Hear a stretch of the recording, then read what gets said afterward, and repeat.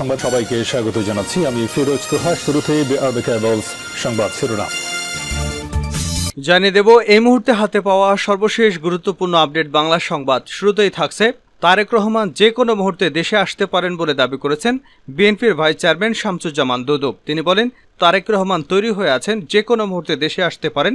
তিনি যখনই দেশের মাটিতে পা দেবেন তখনই শুধু ফ্যাসিবাদই দূর হবে না, নিশ্চিহ্ন হয়ে যাবে। তিনি ফ্যাসিবাদকে কবরস্থ করার জন্য দেশে ফিরছেন।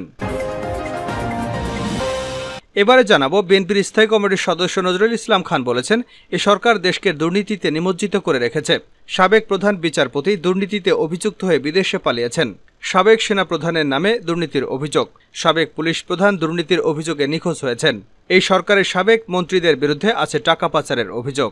সংসদ সদস্যদের বিরুদ্ধে রয়েছে চোরাচালানের অভিযোগ। আর সরকারের বিরুদ্ধে ভোটবিহীন ভোটারবিহীন নির্বাচনের অভিযোগ তো আছে। কাজেই এ সরকারের বাজেট করার কোনো নৈতিক অধিকার নেই। জানাবো, কওমি মাদ্রাসায় শিক্ষার্থীদের কাউন্সেলিং করার জন্য ছাত্রলীগের বিশেষ সেল গঠন করবার পরামর্শ দিয়েছেন শিক্ষামন্ত্রী মহিবুল ইসলাম চৌধুরী। এদিকে চামড়া সিন্ডিকেটের বিরুদ্ধে কঠোর হুঁশিয়ারি উল্লেখ করে র্যাবের লিগ্যাল অ্যান্ড মিডিয়া উইংয়ের পরিচালক কমান্ডার আরাফাত ইসলাম বলেছেন, চামড়ার মৌসুমি ব্যবসায়ীদের সতর্ক করছি, চামড়া ব্যবসা নিয়ে সিন্ডিকেটকে র্যাব বরদাস্ত করবে না। এবারে থাকছে, আওয়ামী লীগের সাধারণ সম্পাদক ও সেতুমন্ত্রী ওবায়দুল কাদের বলেছেন, এবার ঈদযাত্রায় চাপ আছে, যানজট নেই। সড়কে চাপ হবে, তবে রাস্তার জন্য যানজট হয়নি। এবং সর্বশেষ জানাবো আন্তর্জাতিক সংবাদ।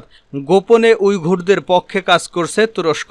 বিশ্বব্যাপী পদ্ধতিগত নির্যাতন এবং দমনপীড়নের জন্য বেশ কুখ্যাত পরাশক্তি চীন, বিশেষ করে দেশটির পূর্ব তুর্কিস্তান তথা তিনজিয়াং প্রদেশে বসবাসরত উইঘুর মুসলিমদের উপর চীনা দমনপীড়নের বিরুদ্ধে সোচ্চার সারা বিশ্ব। এবার তাদের পক্ষে দাঁড়ালো তুরস্ক। এতক্ষণ শিরোনাম শুনছিলেন, এবার বিস্তারিত। প্রিয় দর্শক, আপনি যদি এই চ্যানেলে নতুন হয়ে থাকেন, ভিডিওটি দেখতে দেখতে চ্যানেলটি সাবস্ক্রাইব করে আমাদের সঙ্গেই থাকুন। আর এই ভিডিও সম্পর্কে আপনি আপনার মূল্যবান মতামতটি কমেন্ট বক্সে জানিয়ে দিন। আর হ্যাঁ প্রিয় দর্শক, জানিয়ে দিন ভিডিওটি কোথা থেকে দেখছেন। যে কোনো মুহূর্তে দেশে আসতে পারেন তারেক রহমান, শামসুজ্জামান দুদু। তারেক রহমান যে কোনো মুহূর্তে দেশে আসতে পারেন বলে দাবি করেছেন বিএনপির ভাইস চেয়ারম্যান শামসুজ্জামান দুদু। তিনি বলেন, তারেক রহমান তৈরি হয়ে আছেন, যে কোনো মুহূর্তে আসতে পারেন। তিনি যখনই দেশের মাটিতে পা দেবেন তখনই শুধু ফ্যাসিবাদই দূর হবে না, নিশ্চিহ্ন হয়ে যাবে। তিনি ফ্যাসিবাদকে কবরস্থান করার জন্য আসবেন। জাতীয় প্রেস ক্লাবে জিয়াউর রহমানের 43তম মৃত্যুবার্ষিকী উপলক্ষে এক আলোচনা সভায় এসব কথা বলেন শামসুজ্জামান দুদু। তিনি আরও বলেন, দেশ আমাদেরকেই রক্ষা করতে হবে, গণতন্ত্র আমাদেরকেই ফিরিয়ে আনতে হবে, লড়াইটা আমাদেরকেই করতে হবে। আমরা 15 থেকে 16 বছর ধরে যে লড়াইটা করছি সেটা ঐক্যবদ্ধভাবে চালিয়ে যেতে হবে। তাহলে আমার বিশ্বাস এ সরকার ক্ষমতায় থাকতে পারবে না। দুদু বলেন, পৃথিবীর কিছু কিছু মানুষ আসে এগিয়ে যাওয়ার জন্য, সমৃদ্ধ করার জন্য, তেমনি জিয়াউর রহমান এসেছিলেন। তিনি শুধু স্বাধীনতার ঘোষণাই করেনি, রণাঙ্গনে যুদ্ধ করেছেন। ওনাকে মহানায়ক মহাপুরুষ বললে কমতে হবে না। শহীদ জিয়াউর রহমান নিরহংকার মানুষ ছিলেন। তিনি কখনো কারো বিরুদ্ধে কটূক্তি করেননি। আর যারা শাসক আছে তারা যেভাবে তার বিরুদ্ধে সমালোচনা করেন, এটা দুঃখজনক। কৃষকদের সাবেক আহ্বায়ক বলেন, এ সরকার আর বেশি দিন ক্ষমতায় নেই। সরকার নিজেই তার কার্যক্রমে এটা প্রমাণ করেছে। সরকার দেশকে দুর্নীতিতে নিমজ্জিত করে দিয়েছে নজরুল। বিএনপির স্থায়ী কমিটির সদস্য নজরুল ইসলাম খান বলেছেন, এ সরকার দেশকে দুর্নীতিতে নিমজ্জিত করে দিয়েছে। সাবেক প্রধান বিচারপতি দুর্নীতিতে অভিযুক্ত হয়ে বিদেশে পালিয়েছেন। সাবেক সেনাপ্রধানের নামে দুর্নীতির অভিযোগ রয়েছে। সাবেক পুলিশ প্রধান দুর্নীতির অভিযোগ নিয়ে নিখোঁজ। এ সরকারের সাবেক মন্ত্রীর বিরুদ্ধে আছে বিদেশে টাকা পাচারের অভিযোগ। সংসদ সদস্যদের বিরুদ্ধে উঠেছে চোরাচালানের অভিযোগ। আর সরকারের বিরুদ্ধে ভোটবিহীন ভোটারবিহীন নির্বাচনের অভিযোগ তো আছে। কাজে এ সরকার বাজেট করার কোনো নৈতিক অধিকার রাখে না। বৃহস্পতিবার সেগুনবাগিচায় ঢাকা রিপোর্টার্স ইউনিটিতে নাগরিক ঐক্য আয়োজিত বাজেট 2024-25 নিয়ে এক সেমিনারে নজরুল ইসলাম এসব কথা বলেন। নজরুল বলেন, সংখ্যাগরিষ্ঠ মানুষের প্রতি সরকারের কোনো গুরুত্ব নেই। তাদের কাছে গুরুত্বপূর্ণ সেই সব মুষ্টিমেয় লোক যারা তাদের টিকিয়ে রেখেছে। এ সরকারের বিরুদ্ধে ঐক্যবদ্ধ আন্দোলনের কোনো বিকল্প নেই। এ সরকার কৃষক, শ্রমিক কিংবা সাধারণ মানুষের সরকার নয়। এ সরকারের মন্ত্রী, এমপি সহ অনেকের বিরুদ্ধেই দুর্নীতির অভিযোগ রয়েছে।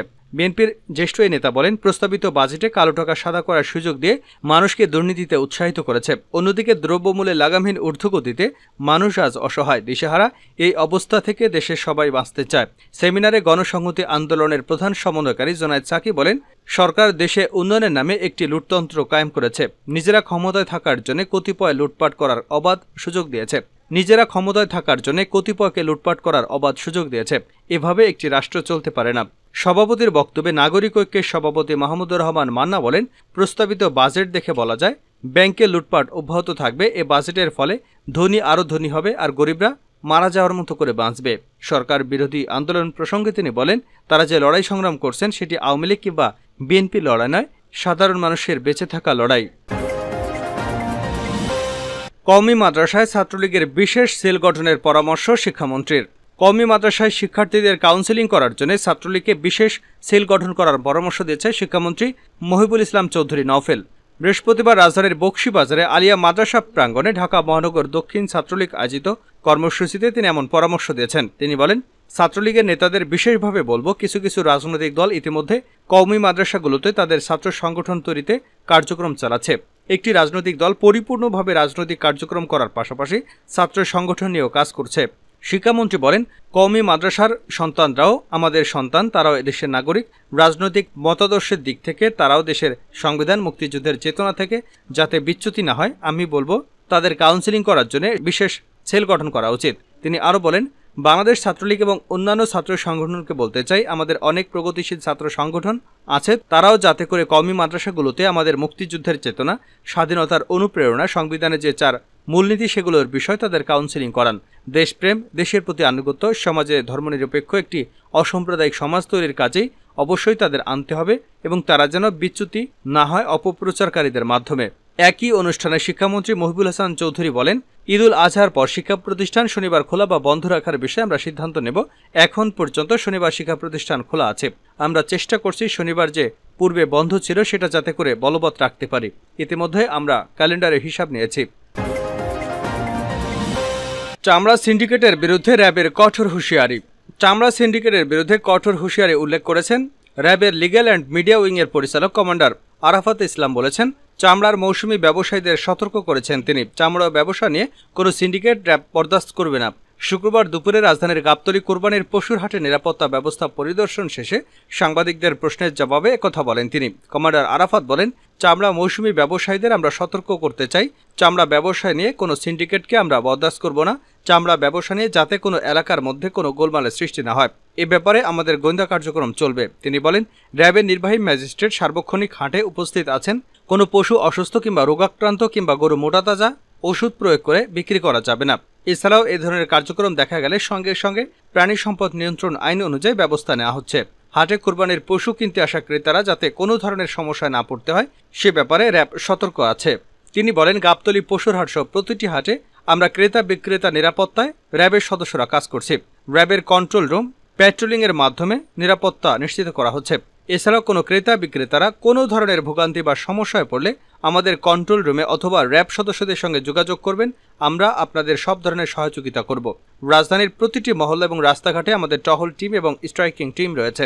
কুরবানির পশু নিয়ে অথবা পশু কিনতে হাটে যাওয়ার সময় রাস্তায় যাতে কোনো ধরনের সমস্যায় পড়তে না হয় সে ব্যাপারেও সতর্ক আছি। গোপনে উইঘুরদের পক্ষে কাজ করছে তুরস্ক। বিশ্বব্যাপী পদ্ধতিগত নির্যাতন, দমন পীড়নের জন্য বেশ কুখ্যাত পরাশক্তি চীন। বিশেষ করে দেশটির পূর্ব তুর্কিস্তান তথা জিনজিয়াং প্রদেশে বসবাসরত উইঘুর মুসলিমদের উপর চীনা দমন পীড়নের বিরুদ্ধে সোচ্চার সারা বিশ্ব। যদিও তাতে বিন্দুমাত্র ভ্রুক্ষেপ নেই বেইজিংয়ের। এমনকি নিজ নিজ অর্থনৈতিক সুবিধার স্বার্থে এ বিষয়ে মুখ খুলতে নারাজ অধিকাংশ মুসলিম দেশ। তবে একই ভাষা এবং জাতিগোষ্ঠী হওয়ার সুবাদে উইঘুর মুসলিমদের অধিকার নিয়ে বেশ কিছু পদক্ষেপ নিয়েছে তুরস্ক। বলা হচ্ছে, প্রকাশ্যে না হলেও কূটনৈতিকভাবে উইঘুরদের স্বার্থ রক্ষার্থে নিজেদের চেষ্টা জারি রেখেছে আঙ্কারা। মিডল ইস্ট আইয়ের এক প্রতিবেদনে বলা হয়েছে, চলতি সপ্তাহের শুরুর দিকে চীন সফরে যান তুর্কি প্রেসিডেন্ট হাকান ফিদান। এ সময় তুর্কি ভাষাভাষী উইঘুরদের অধিকার এবং সংস্কৃতি রক্ষার গোপনে কূটনৈতিক প্রচেষ্টাও চালান তিনি। দুজন তুর্কি কর্মকর্তার বরাত দিয়ে এমন তথ্য জানায় সংবাদ মাধ্যমটি। বেইজিংয়ে সফরকালে হাকান ফিদান চীনা পররাষ্ট্রমন্ত্রী এবং ইয়াং ই এবং ভাইস প্রেসিডেন্ট হ্যাংজাংয়ের সঙ্গে সাক্ষাৎ করেন। সফরকালে তুর্কি পররাষ্ট্রমন্ত্রী জিনজিয়াংয়ের স্বায়ত্তশাসিত অঞ্চলটিতে ভ্রমণ করেন। 2012 সালের পর এটিকে উইঘুর অঞ্চলের সবচেয়ে গুরুত্বপূর্ণ সফল বলে মনে করা হচ্ছে। জিনজিয়াং সফরকালে ফিদান উরুমকি, কাশগার এবং উইঘুর নেতাদের সঙ্গে বৈঠক করেন। এ সময় তিনি ফিদান একটি ফিরোজা রঙের টাই পরেছিলেন, যা উইঘুর জাতীয় পতাকার সঙ্গে সম্পর্কিত। এ সময় পূর্ব তুর্কিস্তানের শহরগুলোকে প্রাচীন তুর্কি ইসলামিক শহর হিসেবে উল্লেখ করেন ফিদান, যা চীনকে তুর্কি এবং ইসলামিক বিশ্বের সঙ্গে সংযুক্ত করে। তবে এ সময় উইঘুর সংখ্যালঘুদের সঙ্গে চীনের দমনপীড়ন এবং পুনঃশিক্ষা ক্যাম্পে বিপুল পরিমাণ উইঘুর নারী পুরুষকে আটক করে রাখার ব্যাপারে একেবারে চুপ ছিলেন তুরস্কের পররাষ্ট্রমন্ত্রী। তুরস্কের দুটি কূটনৈতিক সূত্র জানায়, আঙ্কারা বেইজিংয়ের কাছে উইঘুর ইস্যুটিকে গুরুত্বের সঙ্গে দেখার জন্য জোর দিয়েছে। এ সময় তুর্কি কর্মকর্তারা চীনা কর্মকর্তাদের জানান, উইঘুর তুর্কিদের সাংস্কৃতিক অধিকার এবং মূল্যবোধ রক্ষার বিষয়টি তুর্কি বিশ্ব ইসলামিক বিশ্বের সংবেদনশীলতার সঙ্গে সম্পর্কিত। সূত্রগুলো জানায়, আঙ্কারা চীনের এক চীন নীতির প্রতি শ্রদ্ধাশীল, একই সঙ্গে উইঘুরদের অধিকার রক্ষার প্রতিও গুরুত্ব দেয়।